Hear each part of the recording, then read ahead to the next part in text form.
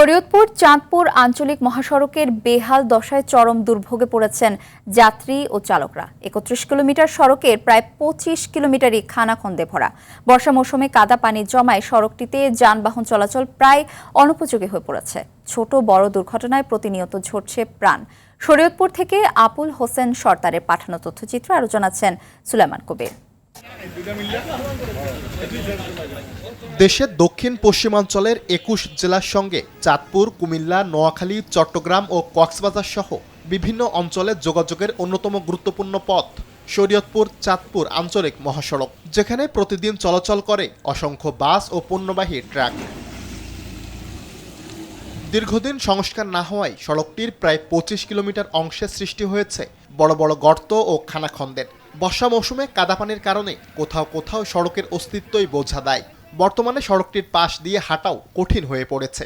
আমরা চলিল ঠেক্কা, কারণ আমার কোনো পথ নাই, না চললে কার কোনো কায়দা নাই। ছাত্রছাত্রী এই বাজারে বিভিন্ন সময় অ্যাক্সিডেন্ট হয়ে অনেকের পা ভাঙছে, হাত ভাঙছে।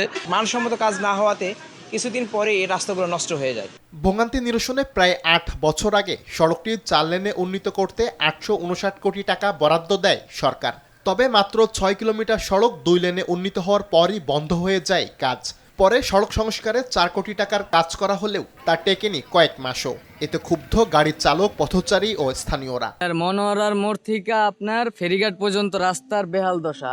গাড়ি চালাই যে নিজেদেরই খুব ভয় হয় যে কখন না দুর্ঘটনা ঘটে যায়। রোডের অবস্থা খুবই খারাপ। ৬ মাস আগে রাস্তা ঢালাই হলো, এই রাস্তা একের মমের মতন হয়ে গেছে। দূরত্ব এটার সংস্কার চাই।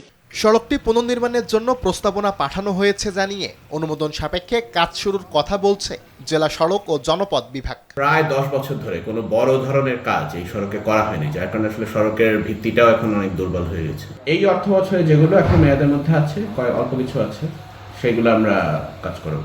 সড়কটি দ্রুত সংস্কার না হলে দক্ষিণ পশ্চিম অঞ্চলের যোগাযোগ পথে দুর্ভোগ আরও বাড়ার শঙ্কা সংশ্লিষ্টদের।